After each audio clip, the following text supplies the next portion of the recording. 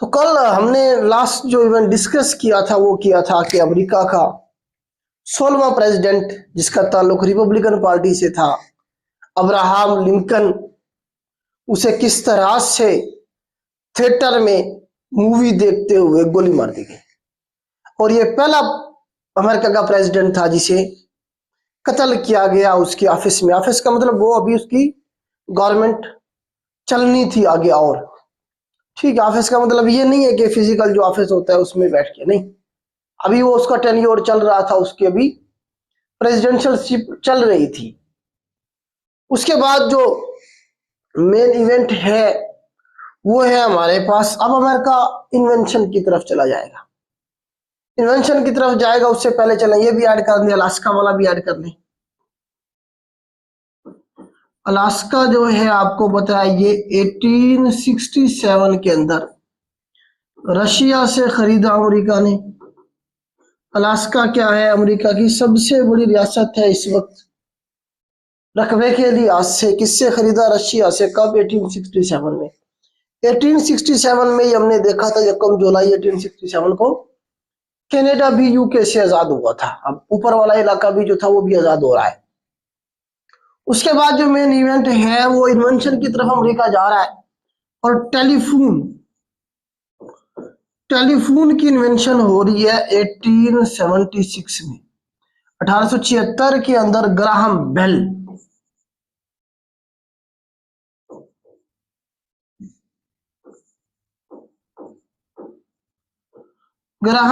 साहब थे जी, जिन्होंने क्या किया था जी, टेलीफोन इन्वेंट किया। साल पूछ लेता है कभी कभार। अमेरिकन थे ये। अब अमेरिका चल पड़ा है इन्वेंशन की तरफ।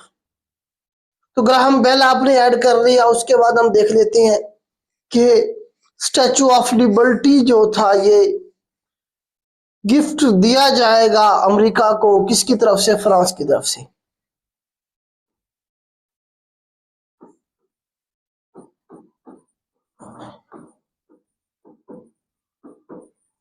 स्टैचू ऑफ लिबर्टी जो है ये 1886 की बात है। 1886 की बात है। ये फ्रांस ने गिफ्ट किया था। फ्रांस ने गिफ्ट किया किसे? यूएसए को। क्या है बेसिकली? ये स्टैचू है। ये पूछता है पेपर में कि किसने गिफ्ट किया, कब किया, और ये कहां पे नस्ब है, कहां पे इसे लगाया गया है? तो न्यूयॉर्क में। न्यूयॉर्क के अंदर इसे लगाया गया है। मोस्ट विजिटेड प्लेस है ये स्टैचू ऑफ लिबर्टी जो है न्यूयॉर्क में। इसमें है क्या? इसमें जो स्टैचू है ना जी, स्टैचू के हवाले से दो तीन सवाल बन जाते हैं। स्टैचू के हाथ में, सीधे हाथ में ऐसे टॉर्च है। सीधे हाथ में उसके क्या है?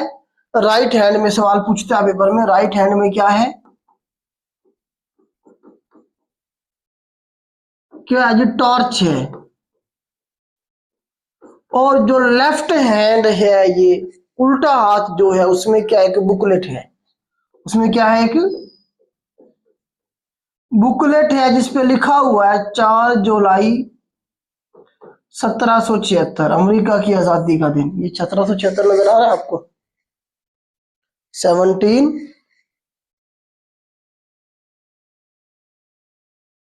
जी। जो बुकलेट है उसके ऊपर लिखा हुआ है, क्या लिखा हुआ है जी? 4 जुलाई 1776, अमेरिका की आजादी का दिन, स्टैचू ऑफ लिबर्टी। लिबर्टी से याद रखिएगा। और उसका जो पाँव है स्टैचू ऑफ लिबर्टी का, उसमें ब्रोकन चेन है, टूटी हुई चेन है। ये भी पूछ देता है उसके पाँव में क्या है? ब्रोकन चेन, टूटी हुई जंजीर, गुलामी की जंजीर। तो ये फ्रांस ने गिफ्ट किया था अमेरिका को। ठीक हो गया, स्टैचू ऑफ लिबर्टी के हवाले से क्लियर हो गया आपको। उसके बाद हम जरा देख लेते हैं नेक्स्ट हमारे पास जो होगा वो होगा जी स्पेनिश अमेरिकन वॉर। स्पेनिश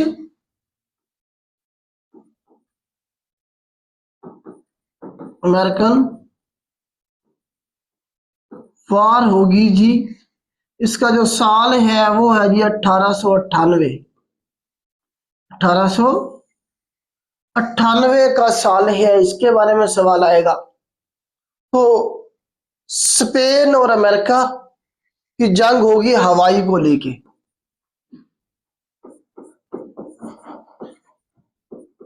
हवाई को लेके जंग होगी, तो अमेरिका हवाई छीन लेगा। ये जंग स्पेन हार गया था, अमेरिका जीत गया था 1898 के अंदर। और साथ में एक दो और आइलैंड भी कब्जा करेगा। एक है हमारे पास पेट्रो रिका, याद आ रहा है पेट्रो रिका, हमने किधर पढ़ा था ये भी स्पेन से छीन लेगा ये। और हवाई भी स्पेन से छीन लेगा। कब की बात है ये? 1898 की बात है। पेट्रो रिका वही है जहां पे बरमुदा ट्रायंगल बन रही थी। और उसके बाद हमारे पास गुआम आइलैंड। गुआम आइलैंड जो है ये हम पढ़ेंगे आगे चल के, ये जापान से छीन लेता है। जापान से, ये भी 1898 की बात है। तीनों 1898 के अंदर ही अमेरिका छीन लेता है। हवाई और पेट्रो रिको स्पेन से छीनता है, और गुआम आइलैंड जो है ये जापान से ले लेता है। तो सवाल यहां से ये बनता है कि अमेरिका की आखिरी रियासत कौन सी है जो अमेरिका का हिस्सा बनी? तो हवाई रियासत लास्ट रियासत है जो अमेरिका का हिस्सा बनी। 50 रियासतों में से आखिरी रियासत कौन सी है? हवाई है। हवाई में मशहूर है पर्ल हार्बर के हवाले से। पर्ल हार्बर के हवाले से मशहूर है। पर्ल हार्बर क्या है? यहाँ पोर्ट है। पर्ल हार्बर यहाँ पे क्या है? एक पोर्ट है जिसमें 1941 के अंदर जापान ने अटैक किया था। 1941 के अंदर जापान ने क्या किया था? अटैक किया था, और तकरीबन कोई 2400 के करीब अमेरिकी फौजी मार दिए थे। मशहूर हुआ था कि जापान ने पर्ल हार्बर कर दिया। तो पर्ल हार्बर बेसिकली कहाँ है? हमारे पास हवाई के अंदर। हवाई एक छोटी सी रियासत है पैसिफिक ओशन में। अमेरिका की टोटल कितनी रियासतें हैं? 50 है। 50 में से आप ये देखें जो दो हैं वो इसकी मेन लैंड से अलग है। पूरी जो मेन लैंड है उससे दो रियासतें अलग है। एक अलास्का बनाई थी हमने उधर कोने पे साइड पे, मेन लैंड से तो अलग है ना, कनाडा के साथ है। दूसरी पैसिफिक ओशन में ही एक छोटे से जजीरे पे मुश्तमिल है हमारे पास हवाई। अमेरिका की रियासत है हवाई। तो यहां तक मुझे बता दे, क्लियर हो गया। उसके बाद फिर हम देखते हैं जी पनामा कैनाल का, और राइट बिरादरान ने जो जहाज बनाया था। राइट बिरादरान ने जो जहाज बनाया था उसके बारे में देख लेते हैं। इसे मैं रेज करता हूं। यहां तक मुझे बता दें, क्लियर हो गया है?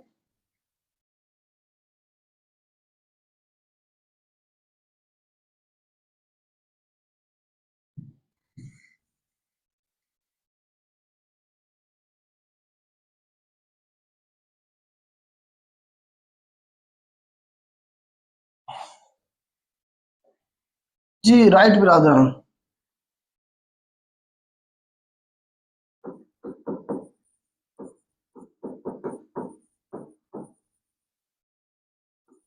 ये 1903 की बात है बेटा। पहली दफा इन्होंने क्या किया? जहाज बना के उड़ा दिया। अमेरिका इन्वेंशन की तरफ जा रहा है, अब देखें। और 1903 में ही इन्होंने पनामा कैनाल पे काम शुरू किया था। पनामा कैनाल के बारे में मैंने आपको बताया था। 1903 में इन्होंने काम शुरू किया, 1914 में ये बन गई थी। 82 किलोमीटर है। हमने वहां मैप में बना के सारी देख ली थी इसे, पनामा को, कि कहाँ पे जो है ना जी ये किसे किसे मिला रही है। अटलांटिक ओशन को मिला रही थी पैसिफिक ओशन के साथ, या कैरिबियन सी को मिला रही थी पैसिफिक ओशन के साथ। ये हमने सारा मैप में बना के देख लिया था। इस तरह से जो है ना जी। अच्छा, इसमें एक चीज और ऐड कर ले। 1901 के अंदर, 1901 ऐड कर लें एक और इवेंट इसके अंदर। 1901 के अंदर जो प्रेसिडेंशियल हाउस बनाया गया था,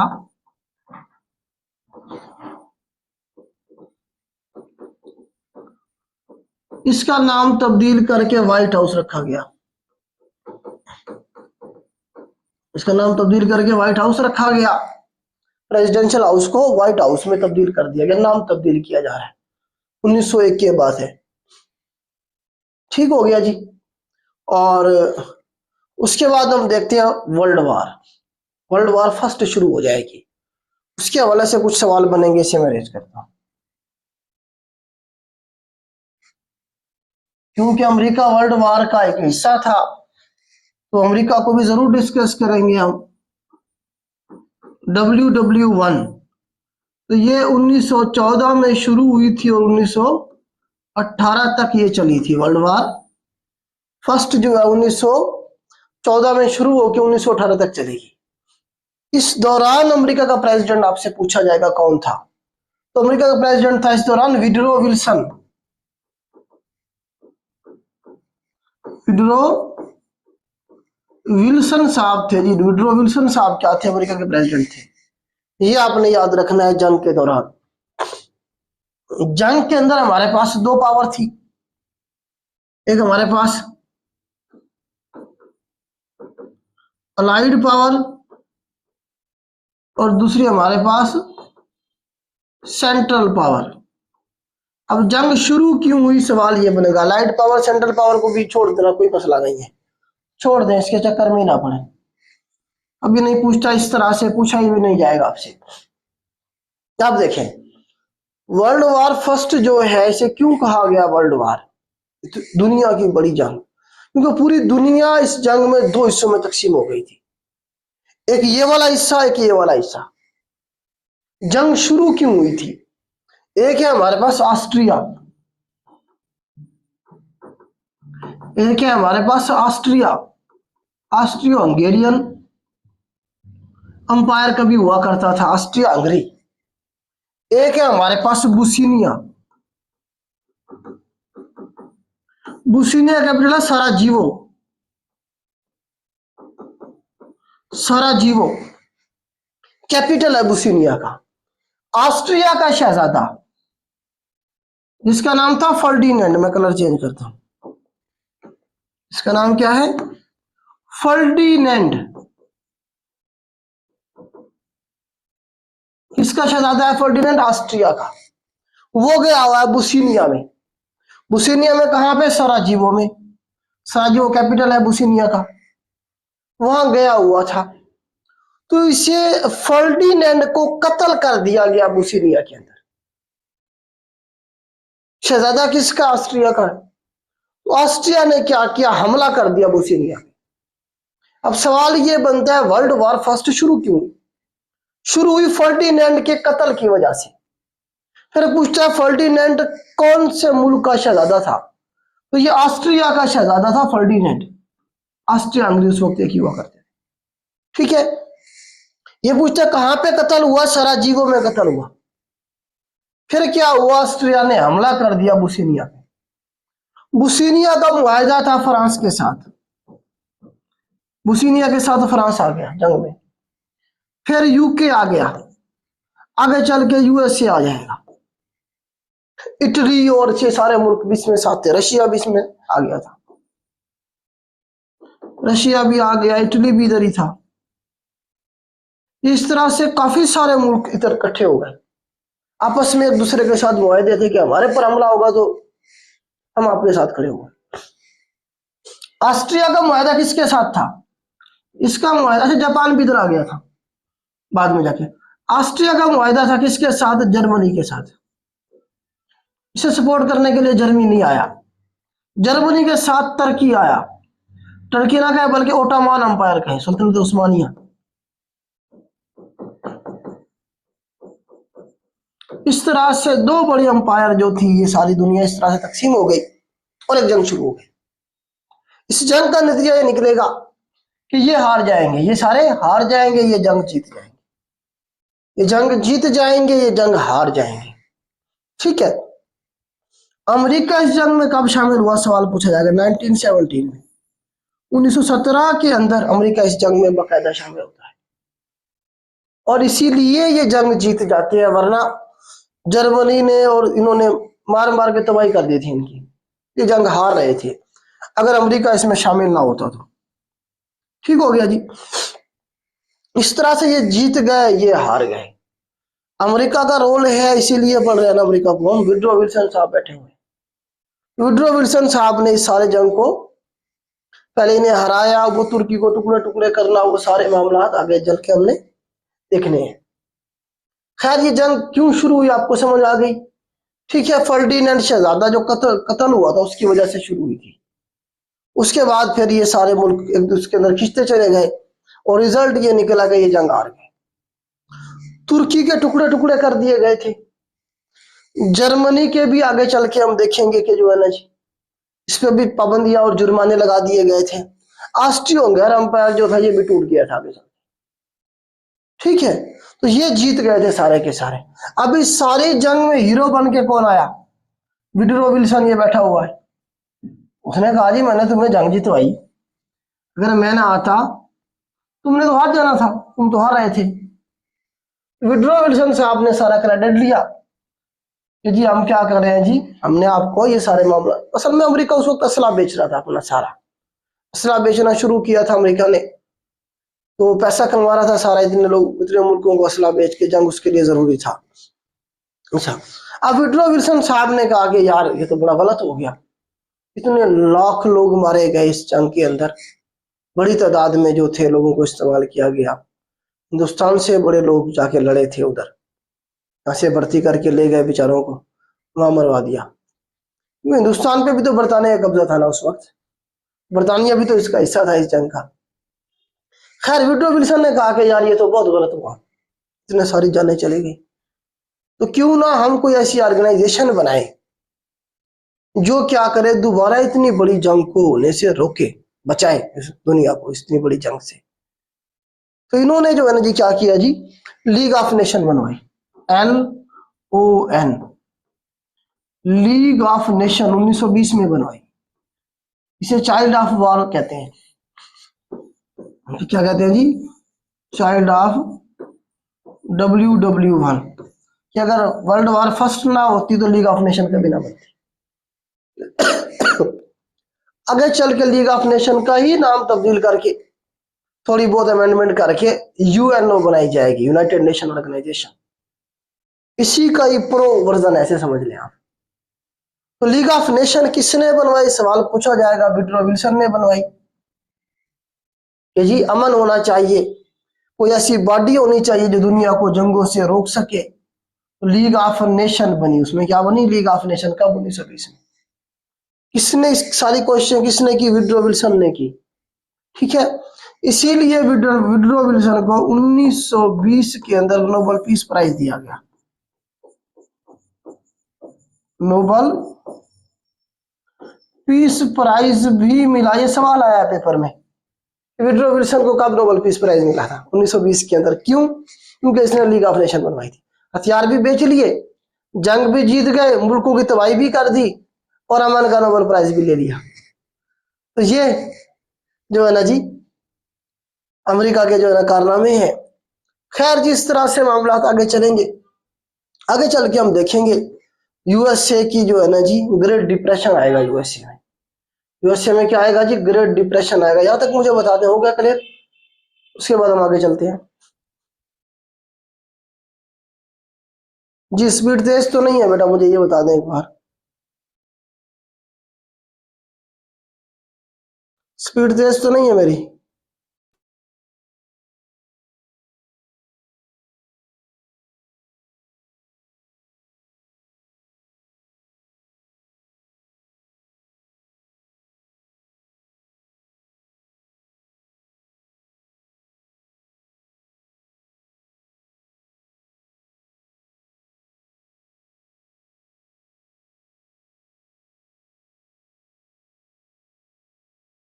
चलें जी, इसे मैं रेज कर देता हूं, हम आगे चलते हैं।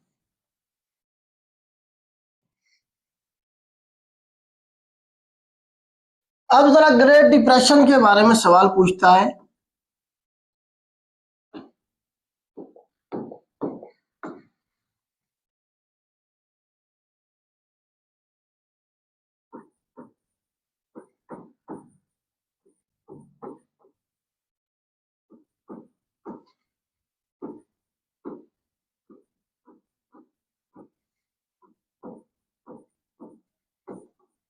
ग्रेट डिप्रेशन का साल याद रखना आपने, 1929। ये अमेरिका से शुरू हुआ, फिर पूरी दुनिया में फैल गया।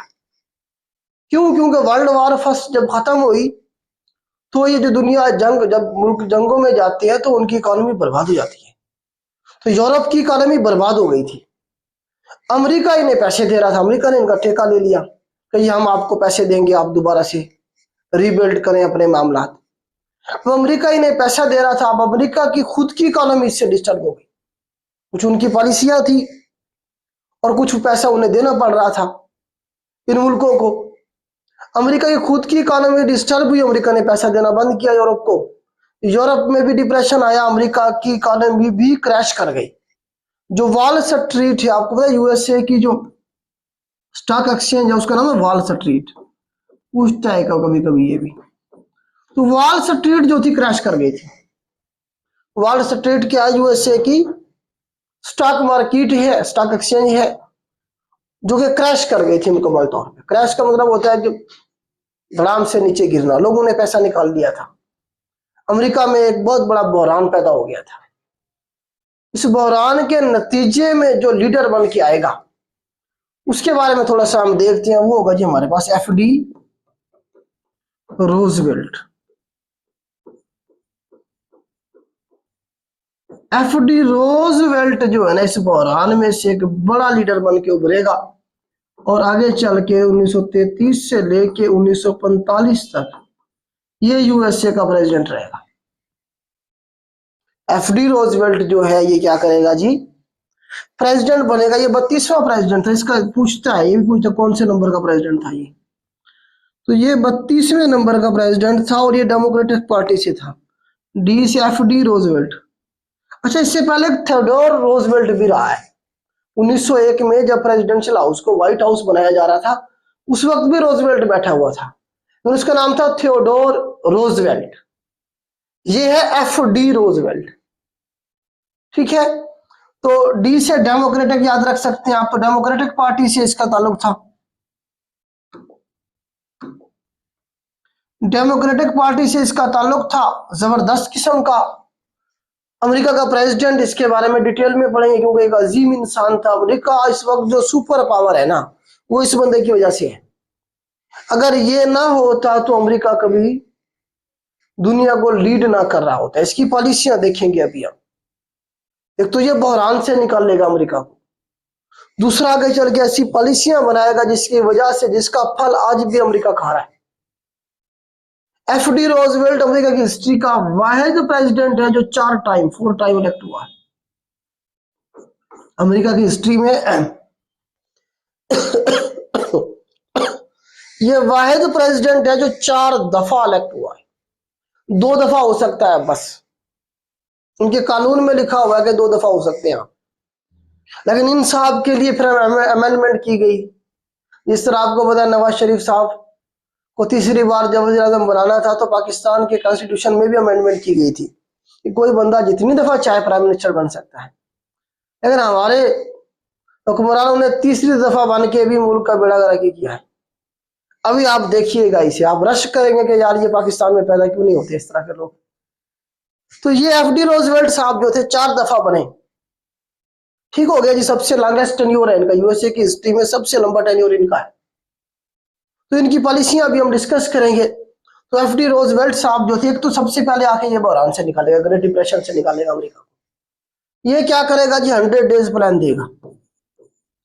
ये जो खान साहब ने बीच में नारा लगाया था जब आए थे 100 डेज प्लान, वो यहीं से उधार लिया था। एफडी रोजवेल्ट जो है इसने आके 100 डेज प्लान दिया। इसमें इसने 3R पॉलिसी अपनी इंट्रोड्यूस करवाई। 3R, आर आर आर लिख दें या 3R लिख दें, ये इसने पॉलिसी दी थी। पहला जो आर था वो हमारे पास था जी रिलीफ, लोगों को रिलीफ दिया इसने। दूसरा आर जो था वो था हमारे पास रिफॉर्म्स, रिफॉर्म्स की इसने। तीसरा जो आर था वो था रिकवरी, कि जो डैमेज हुआ है उसे रिकवर कैसे करना है। 3R पॉलिसी इसकी पेपर में आई है, सवाल आया है। 3R पॉलिसी कौन से प्रेसिडेंट की मशहूर हुई थी? 100 डेज प्लान कौन से प्रेसिडेंट ने दिया था? तो 3R पॉलिसी, पहले रिलीफ देना है, जो डैमेज हुआ है लोगों को रिलीफ देना है। पैसे इससे का जितना पैसा था इसने सारा इन्वेस्ट कर दिया था लोगों के ऊपर। फिर जी हमने क्या करना है, रिफॉर्म्स करनी है, फिर क्या करना है जी, रिकवरी करनी है। 3R पॉलिसी इसकी मशहूर हुई थी। अब जरा देखते हैं कि इसकी जो पॉलिसियां थी उसका रिजल्ट क्या निकला और इसने कौन कौन से कारनामे ऐसे किए कि अमेरिका एक सुपर पावर बन गया। एफडी रोजवेल्ट को डिस्कस करना इंतहाई जरूरी है। हाँ जी, एफडी रोजवेल्ट।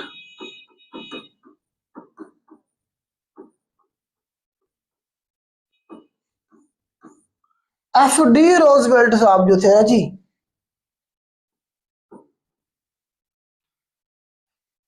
आप ये देखिए, एक तो इनके दौर में जंग छिड़ जाती है, सेकंड वर्ल्ड वॉर।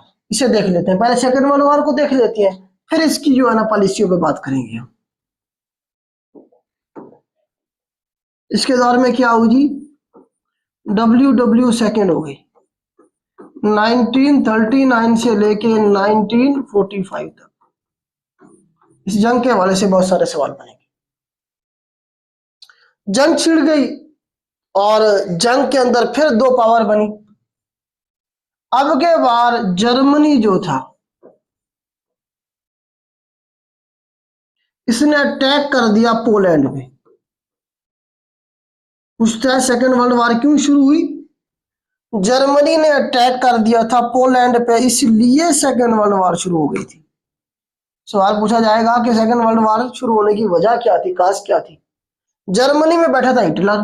कौन? हिटलर बैठा हुआ था। हिटलर भी 1933 में आया था और ये भी 1945 तक रहेगा। तो डिक्टेटर था ना, ये अवाम की तरफ से थोड़ी आया था।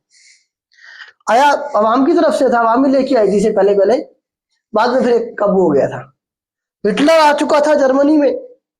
हिटलर जो है दुनिया में दो लीडर ऐसे गुजरे हैं जिन्हें दुनिया फाशिस्ट लीडर कहती है। फाशिस्ट लीडर जिन्हें दुनिया कहती है, दो लीडर ऐसे गुजरे, एक हिटलर, एक इसके साथ था मुसोलिनी।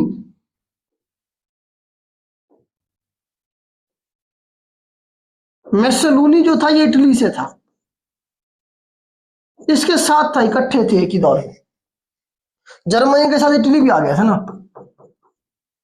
वर्ल्ड वॉर फर्स्ट में जर्मनी के साथ इटली था, इटली के साथ फिर जापान ऐड कर दें इसमें, और भी थे छोटे मोटे मुल्क, ये तीन बड़े मुल्क इसमें ऐड करें, जर्मनी, इटली और जापान। तो दुनिया में मैं आपको बता, दो फाशिस्ट लीडर गुजरे, एक हिटलर साहब और एक मुसोलिनी। इन्हें दुनिया फाशिस्ट लीडर कहती है। तीसरा जो है वो इमरान खान साहब कहा करते थे इसे, मोदी को, क्योंकि ये भी मुसलमानों के साथ वही नस्ल कुशी कर रहा था इंडिया में। तो आपने सुना होगा अक्सर इमरान खान के मुंह से बात निकलती थी कि क्या है, फाशिस्ट लीडर है। तो मतलब फाशिस्ट लीडर कौन सा होता है? ऐसा लीडर जो किसी की ना सुने, जो डिक्टेटरशिप से भी ज्यादा खतरनाक हो, जो क्या करे, किसी एक मजहब के लोगों को या किसी एक कबीले के लोगों को खत्म करने पे तुला हो, या जो ये कहे कि मैं रूल करने के लिए पैदा हुआ हूं ताकि सारे मेरे गुलामी करने के लिए पैदा हुए। इस तरह की आइडियोलॉजी रखने वाले बंदे को हम क्या कहेंगे? फाशिस्ट लीडर कहेंगे। तो हिटलर साहब ने क्या किया? हिटलर साहब कहते हैं कि जर्मन आर द सुपीरियर्स, कि जर्मन क्या है? सुपीरियर है, जर्मन रूल करने के लिए पैदा हुए, बाकी सारे यूरोप वाले क्या है? हमारे गुलाम है। तो इसने इसी सोच से पूरे यूरोप पे कब्जा करने का प्लान किया। सबसे पहले इसने पोलैंड पे हमला करके उस पर कब्जा कर लिया, फिर साथ फ्रांस पे और बाकी इलाकों में। इसके साथ ये मिल गया इटली से, मुसोलिनी मिल गया, ठीक है। बाद में फिर जापान भी इसके साथ आ गया। तो इस तरह से ये इकट्ठे हो गए, एक बड़ी जंग शुरू हो गई। पोलैंड का मुआहदा था फ्रांस के साथ, फ्रांस आ गया था इसके साथ, फिर यूके आ गया था इसके साथ, फिर आगे चल के यूएसए आ जाएगा, फिर रशिया भी इनके साथ आ जाएगा। तो ये बड़े बड़े मुल्क थे, ठीक है। तो इस तरह से ये जंग चाहिए थी।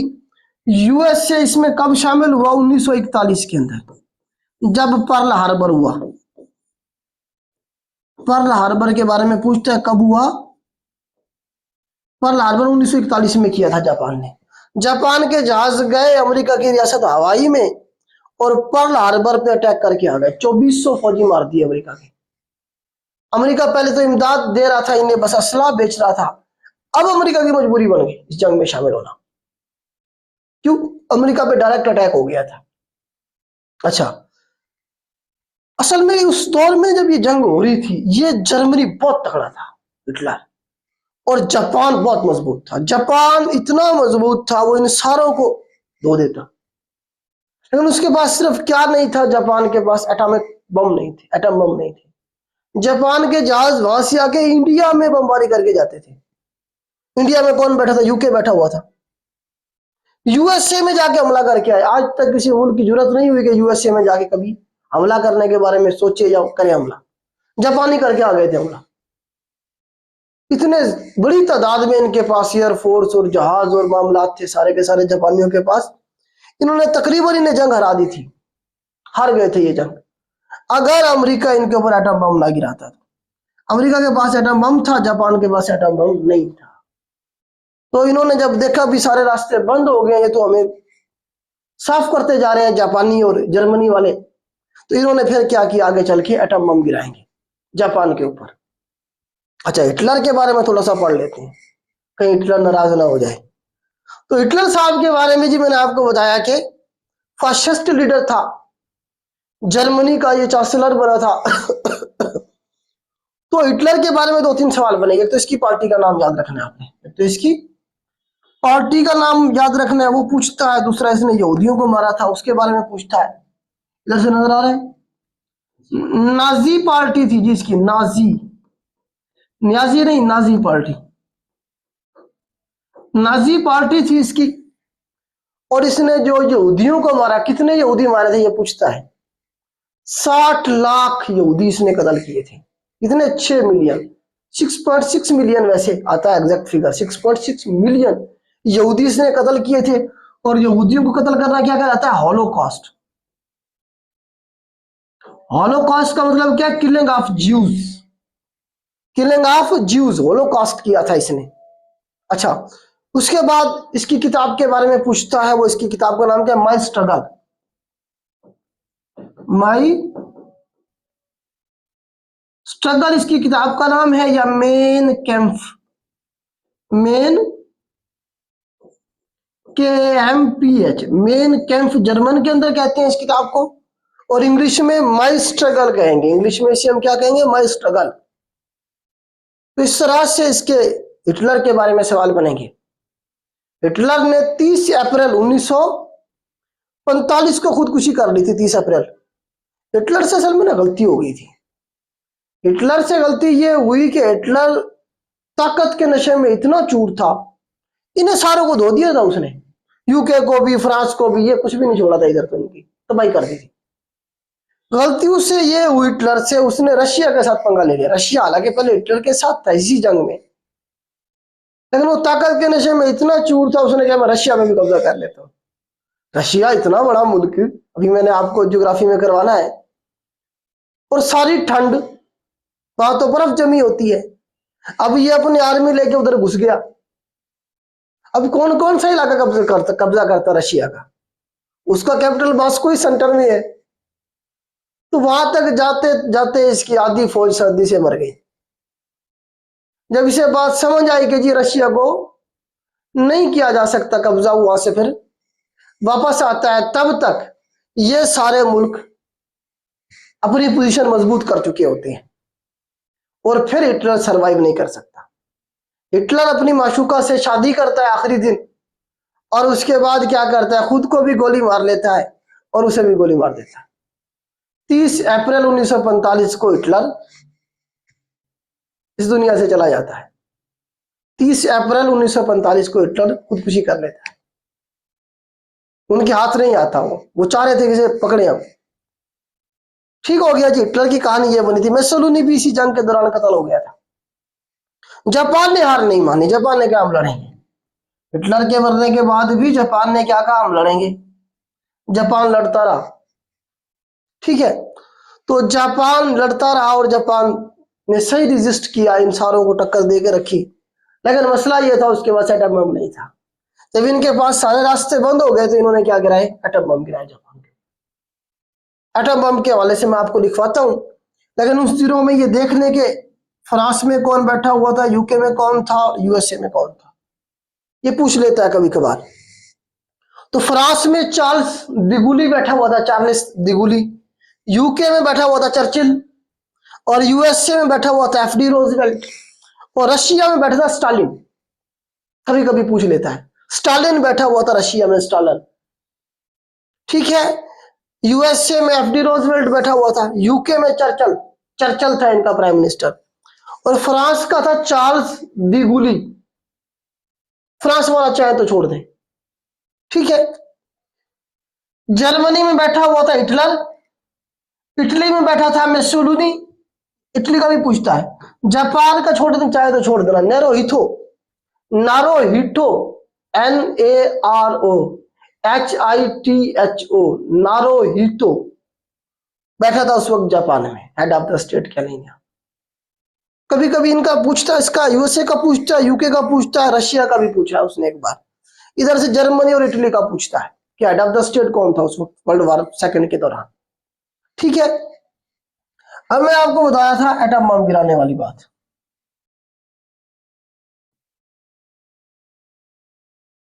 जापानी लड़ रहे थे, अभी जापानी लड़ रही है, तो जापान के ऊपर गिराया जाएगा एटम बम। 6 अगस्त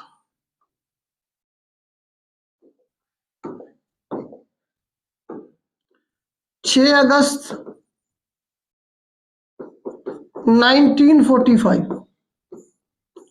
दूसरा 9 अगस्त, ये डेट भी याद रखनी है आपने, 1945। 6 अगस्त को हिरोशिमा, हिरोशिमा पे। 9 अगस्त को नागासाकी, नागासाकी पे 9 अगस्त को पूछता है कि हिरोशिमा पे कब गिराया एटम बम, 6 अगस्त को। नागासाकी पे कब गिराया, 9 अगस्त को। फिर इन बम का नाम पूछता है। 6 अगस्त को हिरोशिमा पे गिराया लिटल बॉय, किस पे, हिरोशिमा पे। फैट मैन जो था ये गिराया किस पे, नागासाकी पे। नागासाकी को असल में उसकी खूबसूरती ले डूबी थी। असल में एक शहर था जापान का काकुरा, काकुरा के ऊपर गिराना था एटम बम, काकुरा के ऊपर गिराना था। तो मौसम अच्छा नहीं था, नजर नहीं आया काकुरा सिटी। ये नागासाकी बड़ा खूबसूरत शहर था, दूर से नजर आ रहा था। तो पायलट ने उधर बम गिराया और भाग गया। अच्छा, ये भी पूछा कौन सा जहाज गिरा के आया था, ये भी पिछले दिनों सवाल पूछा हुआ था कि बम गिराने के लिए जो जहाज गया था उसका क्या नाम था। हाँ जी, मेरे ख्याल से बम्बर 29 था, ये देखिएगा, कन्फ्यूज से चेक कीजिएगा। बम्बर 29 था मेरे नॉलेज के मुताबिक। सुने कौन कौन, बम्बर B-29 था जी, ये चेक कीजिएगा, कैसे काउंटर चेक कर लीजिएगा, मुझे याद आ रहा है शायद यही था। मैं भी इंसान हूं, मैं भी भूल सकता हूँ। ठीक हो गया जी। तो ये थी जी आपकी वर्ल्ड वॉर सेकेंड, जिसका नतीजा ये निकलता है अमेरिका जीत जाता है। ठीक है, यहां तक क्लियर हो गया, मुझे बता दें। अब जरा वो एफडी रोजवेल्ट पे दोबारा वापस आ जाते हैं। तो ये हमने वर्ल्ड वॉर सेकंड को डिस्कस किया है। अब हम वापस आ जाते हैं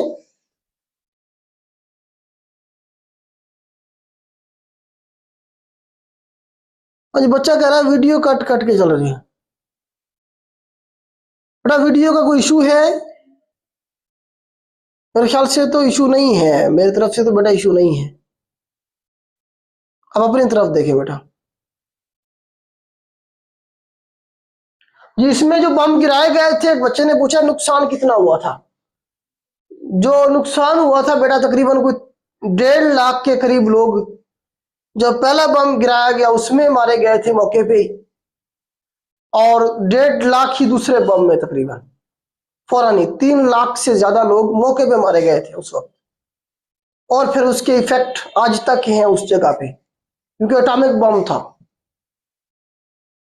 अच्छा, एटॉमिक बम बनाने का फार्मूला देने वाला जो था आपका Einstein, E is equal to MC square, mass और एनर्जी का जो उसने फार्मूला दिया था, वो हिटलर, वो बेसिकली वो था, यहूदी था। यहूदी था, उसे जब मार पड़ी थी तो यहां से वो भाग गया था अमेरिका। जब हिटलर ने यहूदियों को मारा तो यहाँ से वो भाग गया था अमेरिका। उसने जाके उन्हें फिर वो फार्मूला दिया सारा, उसके बाद उन्होंने एटम बम बना के इटली इसका जर्मनी का इत्यादि था ना ये, जापान उस पर गिराया। खैर जी, तो ये थोड़ा सा था वर्ल्ड वार सेकेंड के हवाले से। अब हम जरा आ जाते हैं वापस इस पे जी, एफ डी रोजवेल्ट में कैसे ये एक अजीम बादशाह में से कह रहे हैं, अजीम प्रेसिडेंट कह रहे हैं। मैंने कहा कि अगर ये ना होता तो अमेरिका के हालात हमारे जैसे ही होते, हमारे जैसे ना होते, कुछ बेहतर होते, लेकिन इस तरह ना होता जिस तरह आज है अमेरिका। इसकी पॉलिसियों की वजह से आज भी अमेरिका खा रहा है। क्या थी पॉलिसियां इसकी ऐसी? देखें, एक तो इसने असला शसला बेच के डॉलर कमा लिए, पैसे कमा लिए इसने। जंग के दौरान, जंग तो जरूरी थी इनके लिए, असला बेच के इन्होंने अपनी इकोनॉमी को खड़ा कर लिया।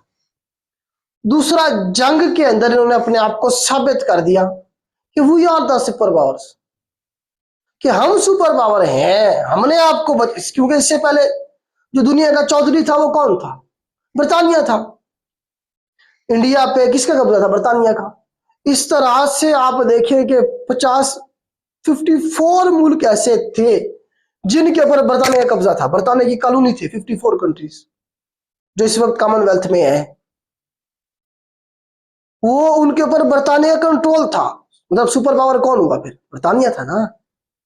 दुनिया का चौधरी कौन हुआ? बर्तानिया हुआ।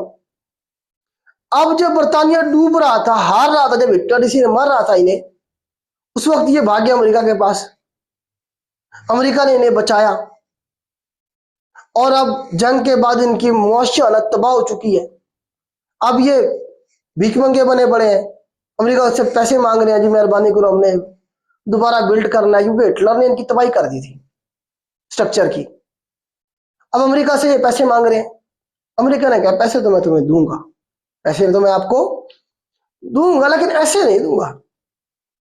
बर्तानिया को कहा कि जितने मुल्कों पे तुम्हारा कब्जा है, जो तुम्हारी कॉलोनियां है, यहां से निकलो, खाली करो इन्हें।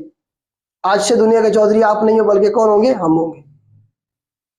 बर्तानिया ने कहा ठीक है हजूर, अब हमें पैसे देते रहे, बस हम आहिस्ता आहिस्ता सबको आजाद कर देंगे। उसके बाद आप देखिए मुल्क आजाद होना शुरू हुए। 45 के बाद ये सारे मुल्क, पाकिस्तान, इंडिया, ये सारे आपको मिलेंगे, बहुत सारे मुल्क। ये हम पढ़ेंगे आगे चल के। सऊदी अरेबिया के साथ साथ जो मुल्क हैं, ये आपका ये जो अभी शाम में अभी इनकलाब आया, शाम 46 में, खैर वो तो फ्रांस से आज़ाद हुआ था। तो ये मतलब वही दौर थे 46 में आपका जॉर्डन आज़ाद हुआ बरतानिया से। इसी तरह से पावन के अंदर जो था इजिप्ट है, इसी तरह से जितने भी मुल्क थे जिन पे कब्जा था, ये 45 के बाद ही जो है ना बरतानिया ने छोड़ना शुरू करेगा। मतलब कॉलोनियलिज्म का खात्मा, जी खत्म करो कॉलोनिया। अच्छा, अब ये इन्होंने पहली शर्त रखी। अब पैसे भी तो देने थे इन्होंने यूरोप को। यूरोप को इन्होंने कहा कि जी हम आपको पैसे देते हैं इस शर्त पे कि जी आपके पास जो गोल्ड है, जो रिजर्व, उस वक्त जो स्टैंडर्ड था ना, वो गोल्ड हुआ करता था। किसी भी मुल्क की इकोनॉमी का जो स्टैंडर्ड था वो क्या था? गोल्ड था। अमेरिका ने कहा कि आप अपना गोल्ड जो है हमें जमा करवाएं, पूरी दुनिया को कहा, और हम आपको उसके बदले में डॉलर देंगे। आप डॉलर से पूरी दुनिया में ट्रेड कर सकते हैं, हर चीज खरीद सकते हैं। तो पूरी दुनिया के मुल्कों ने अमेरिका को गोल्ड जमा करवाना शुरू कर दिया। अमेरिका ने डॉलर छाप के देने शुरू कर दिए। इस तरह से जो है ना इस वक्त दुनिया के सबसे ज्यादा जो जखायर हैं गोल्ड के, वो अमेरिका के पास है, और डॉलर उनके बदले में उसने पूरी दुनिया में फैला दिए। एक करेंसी बना दी, जोड़ दिया डॉलर को गोल्ड के साथ कि डॉलर ले जाओ, बिजनेस करो, जब आपका दिल करता है हमें अब डॉलर हमारे वापस कर देना और अपना उतना ही गोल्ड वापस ले जाना। मतलब एक इंटरनेशनल करेंसी बना दिया डॉलर को इन्होंने, एफ डी रोजवेल्ट साहब ने। अच्छा, इसमें उन्होंने क्या किया फिर? पेट्रो डॉलर आ गया, पेट्रो डॉलर की टर्म इस्तेमाल की गई। जो तेल निकला उस दौर में सऊदी अरब में, इधर उधर जो मुल्क थे सारे, इन्हें कहा कि आपने जो तेल बेचना है वो डॉलर में बेचना है, आपको हम पैसे देंगे। इनके साथ मुआहदे किए सऊदी अरब और बाकी मुल्कों के साथ। आज भी हमें जब तेल हमारे पास नहीं होता, हम हम तेल हमें जब खरीदना पड़ता है सऊदी अरब से या किसी भी मुल्क से, हमें उन्हें डॉलर में पे करना पड़ता है आज भी।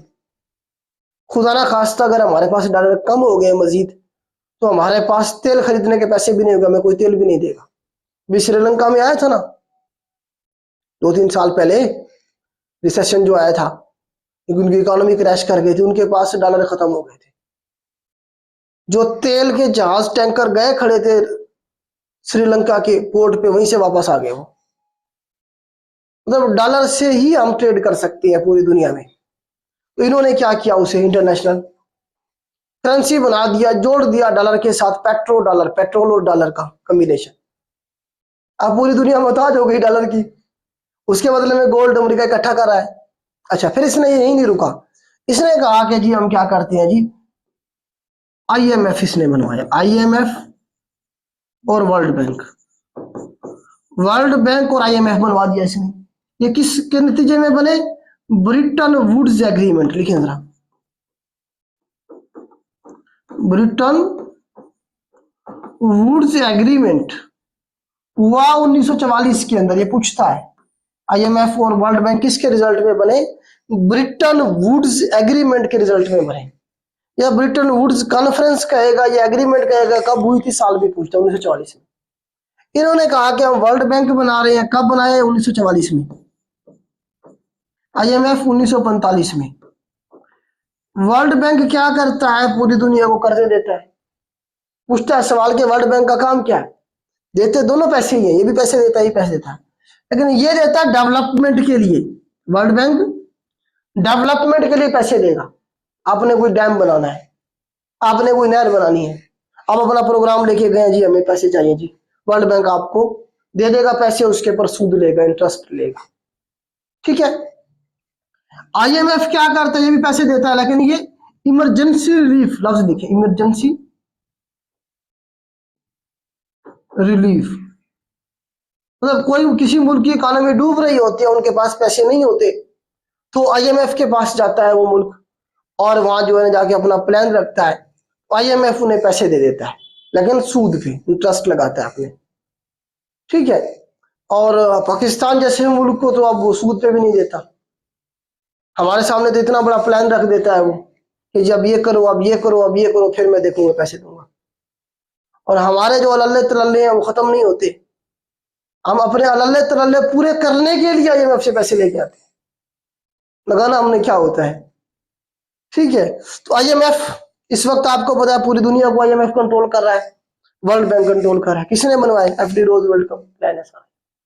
किसका काम है ये सारा प्लान है। आज तक खा रहा है अमेरिका, डॉलर की कमाई खा रहा है आज तक, आईएमएफ की खा रहा है, वर्ल्ड बैंक की खा रहा है। क्यों सुपर पावर है अमेरिका, कोई डॉलर के बगैर आपको दुनिया का कोई मुल्क कोई चीज देता ही नहीं है। सऊदी अरब आपके बिरादर इस्लामी मुल्क जिन्हें हम कहते हैं हमारे बिरादर इस्लामी मुल्क, वो भी आपको तेल नहीं देते, आपकी करेंसी वो कहते हैं जाओ डॉलर लेके आओ, बात समझ रहे। तो मतलब है कि कोई मुल्क कुछ भी नहीं देता डॉलर के बगैर। तो ये इस तरह का मतलब इन्होंने काम किया। अब इसमें एक और इसने काम किया, फिर यूएनओ बनवा देगा। ये यूएनओ है ना इस वक्त जो कंट्रोल कर रही है पूरी दुनिया के मामलात को, इसे मैं रेज करता हूं। अब मुझे बताएं ऐसा लीडर है पाकिस्तान में क्यों नहीं पैदा होता, आपके ध्यान में ये सवाल आ रहा है। अब ये क्या कर रहा है जी, यूएनओ बनवा रहा है। यूएनओ का नाम पूछता है किसने तजवीज किया, एफडी रोजवेल्ट ने किया था। पूरा इसका स्ट्रक्चर बना के जिसने दे दिया था। यूएनओ किसने बनवाई, इसी ने बनवाई। कब बनी ये, 24 अक्टूबर 1945 को ये बनी, लेकिन ये पहले मर गया था, इसके बनने से पहले मर गया था। ये मर गया था 12 अप्रैल को, 12 अप्रैल 1945 को ये मर गया था अपनी मौत।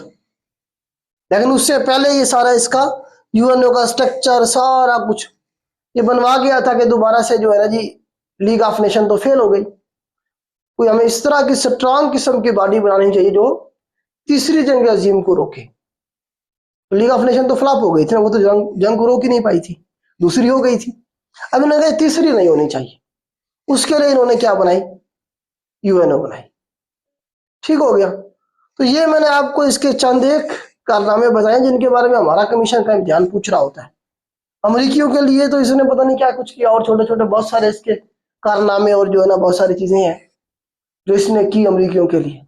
लेकिन ये मर गया था 1945 में, अपने मतलब ऑफिस में था। अभी इसने 3 साल और गुजारने थे। 4 दफा बनाना, 4 चौके 16, तो अभी तो इसे 15 साल हुए थे। अभी तो इसे 12 साल हुए थे मेरे ख्याल से, हाँ 12 साल हुए थे। अभी इसने 3 3 साढ़े 3 साल और गुजारने थे। तो इस तरह से जो है ना ये चला जाएगा। तो ये थी आपकी एफडी रोजवेल्ट के हवाले से। रोजवेल्ट जब गया था उसके बाद हैरी ट्रूमैन आ गया था। अच्छा, वो सवाल मैं आपको बताना भूल गया था। हैरी ट्रूमैन जो एटम बम गिरवाए गए उसके लिए ऑर्डर किसने दिया था, ये सवाल पूछता है। देखिए ये तो मर गया अप्रैल को, 12 अप्रैल को। इसके बाद कौन आया? ट्रूमैन। ट्रूमैन 1945 की बात हो रही है। तो ट्रूमैन वो प्रेसिडेंट था अमेरिका का, हैरी ट्रूमैन, जो जापान के ऊपर एटम बम गिराने का ऑर्डर देता है। ये सवाल भी बनता है। ये तो मर गया था ना पहले ही। ठीक हो गया, जंग खत्म हो गई।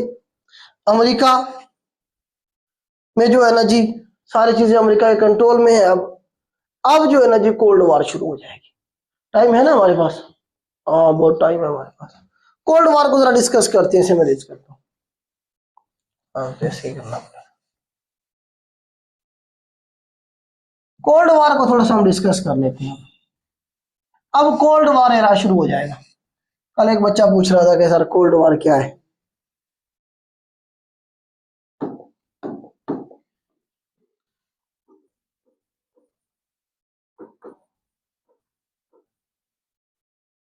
कोल्ड वॉर, कोल्ड वॉर का जो टाइम है ना बेटा, ये 1947 से लेके 1989 तक,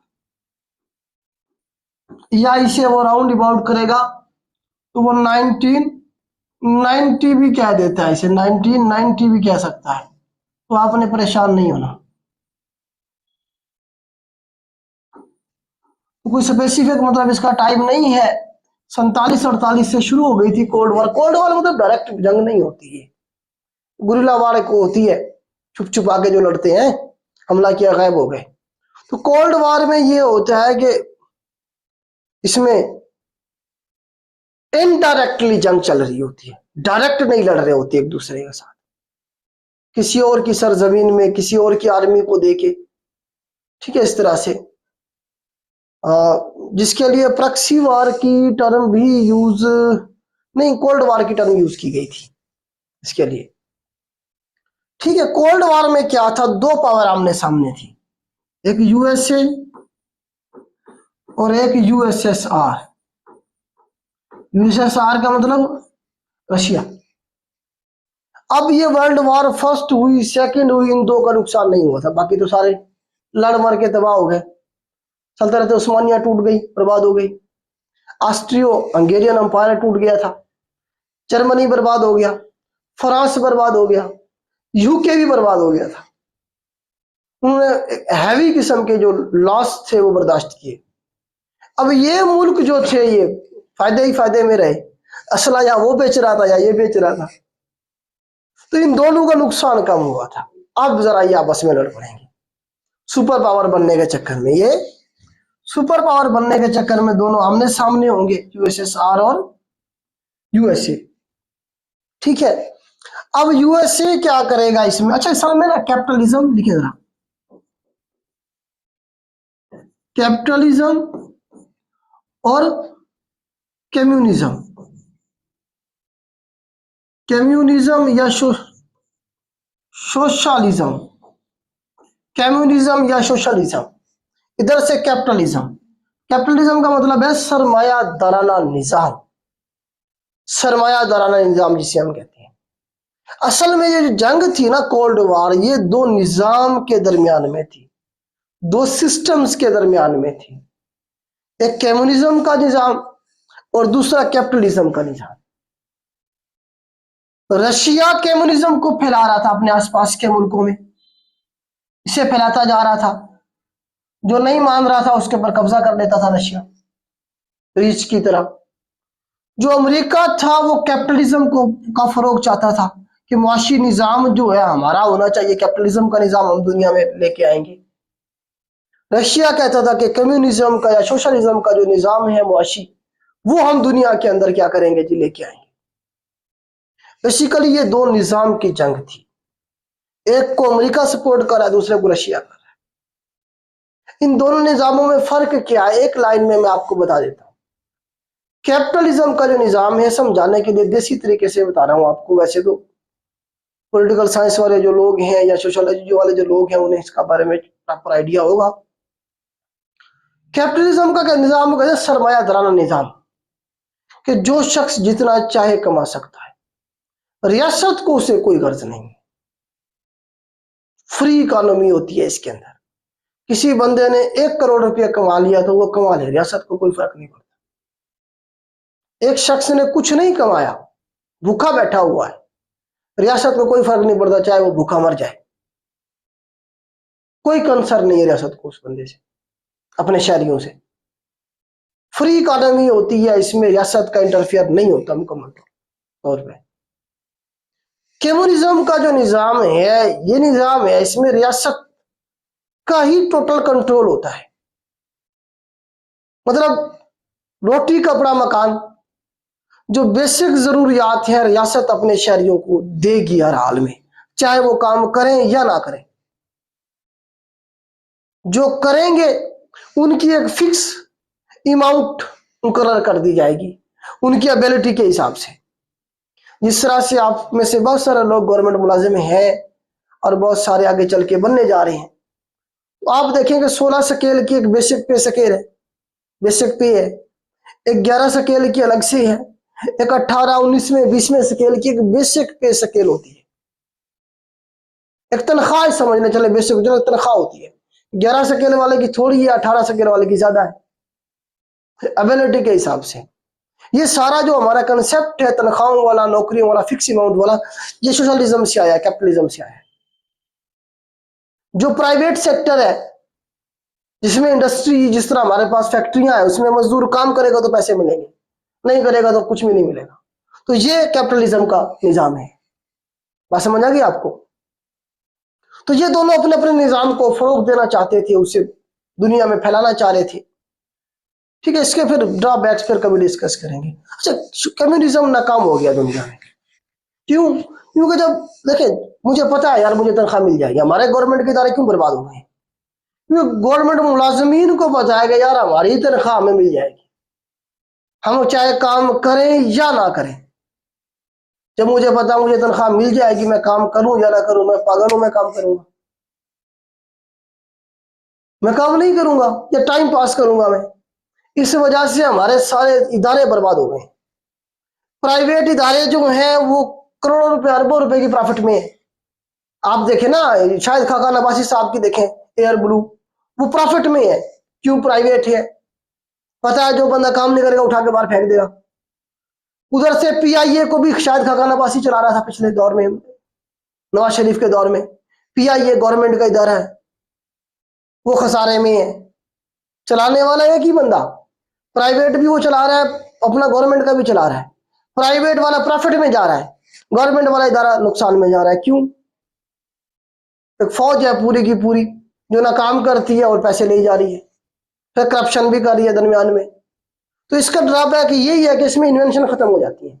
इस वजह से अमेरिका आगे निकल गया कि इसमें जब देखें, जब मुझे पता है कि यार मैं काम कर रहा हूं, मैं मेहनत कर रहा हूं, जिस तरह से ये हमारा एकेडमी का सेटअप है, मैं इसमें मेहनत कर रहा हूं, मुझे पता है इसका रिवार्ड मुझे मिलेगा, तो मैं इसमें ज्यादा मेहनत करूंगा, अच्छे तरीके से इसे लेके चलूंगा, इन्वेंशन होंगी। अपने काम को आसान करने के लिए मैं इन्वेंशन की तरफ भी जाऊंगा, स्मार्ट वर्क करूंगा। ठीक है, इधर पता है जो भी मैंने करना है मुझे क्या मिलना है उसका, मुझे तो वही मिलनी है तनख्वाह जो आनी है मेरी। तो यहाँ इन्वेंशन रुक जाती है, इसीलिए रशिया पीछे रह गया, इन्वेंशन हुई नहीं रशिया में। जितनी इन्वेंशन हुई है कहाँ हुई है? कैपिटलिज्म के निजाम में हुई, इसलिए आगे निकल गया। तो थोड़ा सा मैंने आपको बताया इसके बारे में। कोल्ड वॉर की हम बात कर रहे थे, अब ये अलायंस बना रहे हैं इसके खिलाफ, ये अलायंस बनाएगा इसके खिलाफ। इस सारे चक्कर में पाकिस्तान भी आजाद हो गया। तो कैपिटलिज्म के निजाम या यूएसए के साथ थे, पाकिस्तान भी इन्हीं के साथ था। अच्छा, यूएसए ने क्या किया? रशिया के खिलाफ अलायंस बनाया। हमारे पास नेटो, नेटो बनाया इसने 1949 में। कोल्ड वार का ये सबसे पहला आप कह लें कि इवेंट था। इसने कम्युनिज्म को रोकने के लिए, रशिया को रोकने के लिए नेटो बनाया 1949 में। किसके खिलाफ था? रशिया के खिलाफ था। इस वक्त कितने मेंबर है नेटो के? 32। आखिरी मुल्क जो इसका मेंबर बनाया वो स्वीडन है। ये पूछ लेगा आपसे, स्वीडन इसका मेंबर है आखिरी जो भी बना है 2024 में। नेटो बनाई इसने रशिया के खिलाफ, ठीक है। इसने क्या किया? इसने यूएसए के खिलाफ क्या बनाई? वार्सा पैक्ट किया। वार्सा पैक्ट किया कब? 1955 में। और ये 1990 तक रहा, 90 में खत्म हो गया। जब रशिया टूटेगा तो वार्सा पैक्ट भी खत्म हो जाएगा, जबकि नेटो अभी तक चल रहा है। नेटो अभी तक चल रहा है, ठीक है। ये मिलिट्री अलायंस है। ये प्योरली क्या है? ये पूछता पेपर में, वाहिद दुनिया के अंदर जो मिलिट्री अलायंस है वो कौन सा है? हमारे पास नेटो है। नेटो दुनिया का वाहिद मिलिट्री अलायंस है, ठीक है। टर्की भी इसका मेंबर है, वाहिद मुसलमान मुल्क तुर्की। नेटो के ऊपर अलग से मेरी वीडियो पड़ी है, वहां से देख लेना यूट्यूब से। अच्छा खैर, तो इस तरह से अलायंस बन रहे हैं। अब आगे चल के जंगें शुरू हो जाएंगी, आगे चल के इनकी जंगें शुरू हो जाएंगी। तो जो पहली जंग होगी वो हम देखेंगे कोल्ड वार के अंदर। जो पहली जंग हम देखेंगे वो देखेंगे हम कोरियन वार। कोरियन वार 1950 में ये शुरू होगी और 1953 तक ये चलेगी। ये लिखिए सवाल, ये सारे सवाल है बेटा, ये सारे कमीशन के इम्तिहान में आपके पास कहीं ना कहीं सवाल पूछे जाएंगे और पूछे गए हैं। मैं कोशिश कर रहा हूं इसे सारे को समराइज करके टू द पॉइंट, जो सवाल बन सकते हैं, कमीशन जहां से सवाल पूछ सकता है वही आपको मैं करवाऊं। कोरियन वार शुरू हो गई। कोरियन पेनिनसुला है एक, जियोग्राफी में आपको करवाऊंगा मैं। इस तरह से बना लें, यहां से ये नॉर्थ कोरिया ऊपर वाला, ये साउथ कोरिया से, सारे को कहते हैं हम कोरियन पेनिनसुला। दरमियान में से जो बॉर्डर लाइन है उसका नाम है 38 पैरेलल लाइन। पूछता है पेपर में, 38 parallel line is border between north Korea and south Korea. अब नॉर्थ कोरिया को अगर मैप में हम देखें, टच करते हैं यहां से ना रशिया, रशिया और चाइना, ऐसे रशिया और किधर बना है, क्या बना रहा हूं इस तरह से करके, ये नॉर्थ कोरिया और ये साउथ कोरिया। यहां से इसे टच करता है रशिया, नॉर्थ कोरिया को यहां से टच करता है चाइना, चाइना भी टच करता है नॉर्थ कोरिया को। किम जोंग उन बैठा हुआ मोटा सा गपलू सा, आगे वो कहता है जी आज कोई नहीं हंसेगा मेरे मुल्क में। उसने हंसने में पाबंदी लगा दी एक दिन। तो इस तरह का डिक्टेटर टाइप आदमी है वो, मोटा सा ऐसे। अभी गया हुआ था रशिया, तो शुमाली कोरिया जिसे हम कहते हैं, नॉर्थ कोरिया शुमाली कोरिया। किम जोंग उन है उसका नाम, उन याद रख रहे, उन UN उन, किम जोंग उन इस तरह का उसका नाम है। अच्छा, अब ये रशिया के करीब है तो रशिया इसे सपोर्ट करेगा नॉर्थ कोरिया को, और साउथ कोरिया को कौन सपोर्ट करेगा? अमेरिका। अमेरिका से सपोर्ट करेगा जी, यूएसए सपोर्ट करेगा साउथ कोरिया को, क्योंकि अमेरिका यही रोकना चाह रहा है कम्युनिज्म को। रशिया फैलाता जा रहा है, अमेरिका आ गया, उसने कहा जी यही रोक दो इसे, साउथ कोरिया को सपोर्ट करते। असल में जंग लड़ आपस में, किस किस की जंग कौन कौन से मुल्क लड़ रहे थे आपस में? नॉर्थ कोरिया और साउथ कोरिया आपस में लड़ पड़े थे। नॉर्थ कोरिया और साउथ कोरिया, कोरियन वार में ये दोनों आपस में लड़ पड़े थे। 1950 से 53 तक जंग चली। नॉर्थ कोरिया को सपोर्ट कर रहा है कौन? रशिया और चाइना, दोनों कम्युनिज्म को फॉलो करने वाले मुल्क थे। साउथ कोरिया को कर रहा है अमेरिका। साउथ कोरिया वाले जंग हार रहे होते हैं, अमेरिका इनकी सपोर्ट के लिए 30,000 फौजी भेज देता है अपने। साउथ वाले हार रहे होते हैं तो अमेरिका अपनी फौजी भेज देता है। कितने? 30,000। 30 के 30,000 मारे जाते हैं। नॉर्थ कोरिया वाले तबीयत साफ कर देते हैं। मतलब साउथ कोरिया वाले हार जाते हैं, अमेरिका इस जंग में हार जाता है, 30,000 फौजी भी अपने मरवा देता है। नॉर्थ कोरिया वाले जंग जीत गए। अल्टीमेटली कम्युनिज्म वाले रशिया और चाइना जीत गए थे कोल्ड वार। कोरियन वार नॉर्थ कोरिया जीत गया था, ठीक है। रशिया अमेरिका और चाइना जिसे सपोर्ट करे थे वो जीत गए थे। अमेरिका जिसे सपोर्ट कर रहा वो हार गया था। बाद में फिर मुआहदा और मामला आगे चले, ठीक है। ये कोरियन वार थी।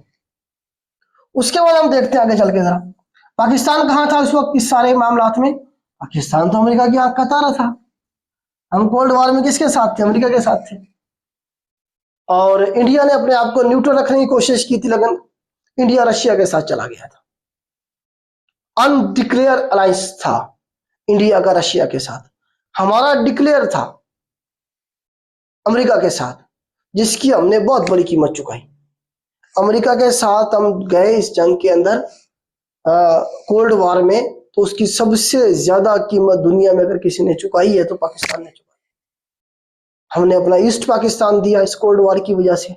हमने अफगानिस्तान के अंदर जो जंग लड़ी अमेरिका की, वहां से जो लोग आए, वहां से जो कल्चर आया, क्लाशनकोफ कल्चर, और ये जो आपका नशा आया सारा, हेरोइन, चरस, गांजा जो आया उधर से सारा, और एक फ्लो आया वहां से जो 30 से 40 लाख मुहाजिरीन जो आए, ये वो सारा बर्डन है जिसकी कीमत आज भी हम चुका रहे हैं, तंबाकू की शक्ल में, बेरोजगारी की शक्ल में, और सेक्टेरियन ये जो आपकी आई है सारी की सारी मजहबी मुनाफरत। आपको पता है कि ये जो आपका फाटा है उसके अंदर क्या चल रहा है पिछले कुछ दिनों से, हजारा कम्युनिटी को किस तरह से वहां शहीद किया जा रहा है।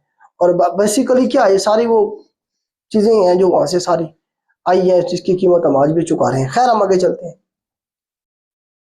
कोल्ड वॉर की हम बात कर रहे थे, तो इसमें हम बैठे थे अमेरिका के साथ, क्योंकि हमारा अलायंस था अमेरिका के साथ थे, रशिया के खिलाफ थे। अच्छा, अब इसमें हम डिस्कस करेंगे वियतनाम वॉर को। वियतनाम वॉर, वियतनाम वॉर जो है ये 1954 से शुरू हो गई थी और ये चलेगी 1975 तक। वियतनाम भी ऐसे ही जो है ना जी, एक है हमारे पास पट्टी सी, ये नॉर्थ वियतनाम और ये साउथ वियतनाम। तो नॉर्थ वियतनाम को फिर अगेन चाइना, या चाइना लगता है इसे, चाइना सपोर्ट कर रहा था, रशिया सपोर्ट कर रहा था, और साउथ वियतनाम को यूएसए सपोर्ट करेगा। ठीक है, साउथ वियतनाम हार रहा होता है तो यूएसए अपने 60,000 फौजी भेज देता है। 30 के बजाय कितने भेजेगा? 60,000। नॉर्थ वियतनाम वाले 60,000 में से 58,000 मार देते हैं। कितने मार देते हैं? 58,000 फौजी मार देते हैं। 2,000 जान बचा के भागता है। बुरी तरह हारता है अमेरिका यहाँ भी। 2,000 अमेरिका का फौजी बड़ी मुश्किल से जान बचा के भागेगा इधर से। 60,000 में से 58,000 मार दिए। अब सवाल ये बनता है कि यूएसए इस जंग में शामिल कौन से साल में हुआ? 1964 में इस जंग में शामिल हुआ था, 1973 में भाग गया था। ट्रीटी ऑफ पेरिस इसने किया, ट्रीटी ऑफ पेरिस किया अमेरिका ने 1973 में, और उसने कहा जी मैं जा रहा हूं, और निकल गया। कब? 1973 के अंदर। शामिल कब हुआ? 1964 में, 1964 में। पहले ये आपस में लड़ रहे थे। वियतनाम वॉर का मैंने आपको बताया। अच्छा, अब इस वियतनाम वॉर के साथ एक दो चीजें और डिस्कस करें पाकिस्तान के हवाले से। मैंने आपको बताया हम किधर थे? अमेरिका के साथ। हम किधर थे? अमेरिका के साथ। अब इसके अंदर एक इवेंट है U2 इंसिडेंट, इसे डिस्कस कर लेते हैं हम। ये 1960 का इंसिडेंट है, ये सवाल भी पूछा गया पिछले दिनों पेपर में ना, U2 इंसिडेंट का। इसी के साथ हम फिर क्यूबन मिसाइल क्राइसिस को भी डिस्कस कर लेंगे। तो U2 इंसिडेंट क्या था? बेसिकली U2 क्या था? एक जहाज थे यूएसए के, अमेरिका के क्या थे? ये जहाज थे। तो अमेरिका ने नजर रखनी है किस पे? कोल्ड वॉर का दौर है सारा जो हम डिस्कस कर रहे हैं। अमेरिका ने नजर रखनी है रशिया पे। रशिया के ऊपर नजर रखने के लिए करीब तरीन जो अमेरिका का एलाय था वो पाकिस्तान था। पाकिस्तान था या तुर्की था? तुर्की थोड़ा सा दूर था, हम रशिया के बिल्कुल करीब थे, क्योंकि कजाकिस्तान तक उस वक्त रशिया था। ये जो हमारे ऊपर 16 किलोमीटर पाकिस्तान के, जो कराऊंगा आपको मैं पाकिस्तान ज्योग्राफी में, जो चित्राल है, चित्राल से आगे 16 किलोमीटर आगे ताजिकिस्तान है। तो मतलब 16 किलोमीटर दूर था पाकिस्तान से रशिया। हमारे सर के ऊपर रशिया बैठा हुआ था। ये तो बाद में मुल्क अलग हो गए ना। तो अमेरिका ने पाकिस्तान से कहा कि हमें अड्डे दो अपने मुल्क में। हमने कहा वेलकम, आ जाए, मसला ही कोई नहीं अड्डे देना। तो हमने बडवीर एयर बेस है पिशावर में,